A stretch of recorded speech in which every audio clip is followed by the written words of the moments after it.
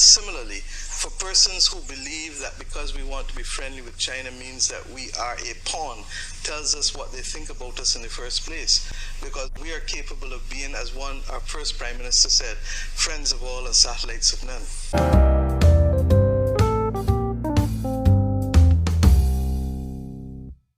Now, one thing I've noticed about Western media is that they think that the only relationship that can exist between an African nation or a black nation and any other nation, either an Asian nation or a European nation or a nation in America, is one of slave versus master, is one of colonialism versus colonized, is one of superiority versus inferiority.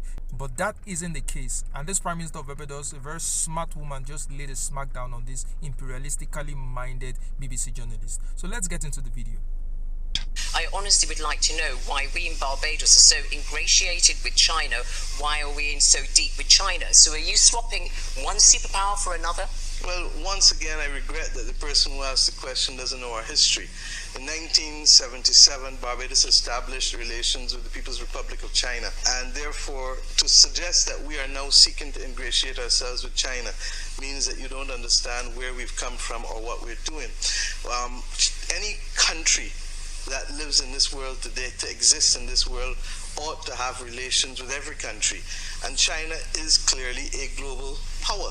And for us not to have a relationship with China, even if we didn't have one 47 years ago, would be foolish. But you've been very complimentary about China. You had a phone conversation with President Xi Jinping recently. You said this is all about strengthening the relationship with China. In 2019, the government signed up to the BRI, the big infrastructure projects and so on. And some people are suspicious. They think that China wants to buy the family silver. Well, let's put it this way. I've also been very complimentary of the Americans and the British and the Canadians, so that for me not to be complimentary of China seems unusual. And similarly, for persons who believe that because we want to be friendly with China means that we are a pawn, tells us what they think about us in the first place. Because we are capable of being, as our first Prime Minister said, friends of all and satellites of none. Exactly. She hit it on the head. She hit the nail on the head. So for this BBC journalist to think that the reason why they are cutting relationship with China is because they're ingratiating themselves to China, it shows how little these people think about black nations. It just shows that they only think about black nations as people who should be dominated by other cultures, by other regions, by other countries, by Western nations, by Asian nations, such that whenever an African nation or a black nation is in a relationship with, say, China, they think that they want to be dominated by other cultures, by other nations. But it's not just Barbados that's moving closer to China, it's the whole of the Caribbean. I mean, it's the whole investment world from China has gone up. Probably China is selling themselves better. They're selling themselves better than the US and than most of the Western world.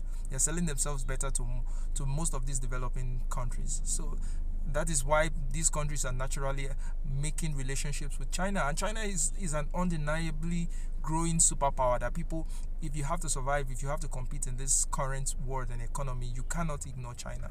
Nobody can ignore China at this point in time. So why does the West feel so threatened by the rise of China?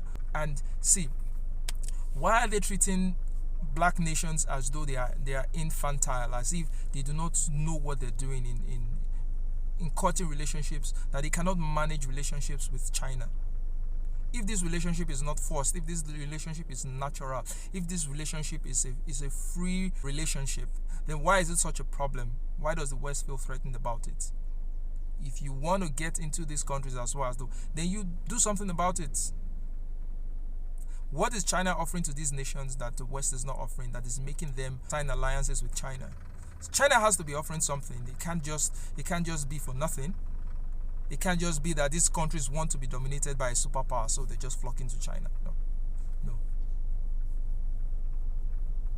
Many folds. But so is the whole world. If I look correctly, I think the Chinese hold a large percentage of assets within the United States of America and a large amount of their treasuries as well.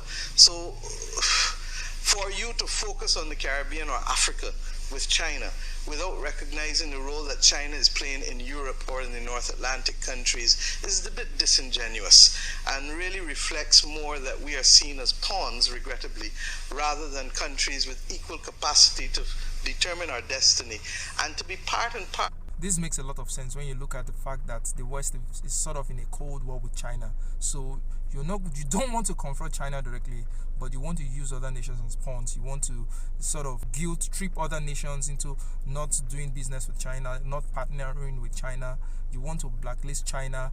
You want to blackmail China before these nations so that they run away from China. Why don't you confront them head on if you think China is a threat in the world, if you think they are doing something that is not good? There are other ways you can confront them instead of playing other African nations as chess pieces on the chessboard. It doesn't make any sense. These countries are independent countries and they can form reasonable alliances on their own. They do not need to be babied through these alliances. And if by the end of the day the alliance doesn't work out for them, well, good and fine. They have to take responsibility for the decisions that they made. But these decisions cannot be made by people who are not living in the country. These decisions cannot be made by people who are not Africans. It cannot be made by people in the West.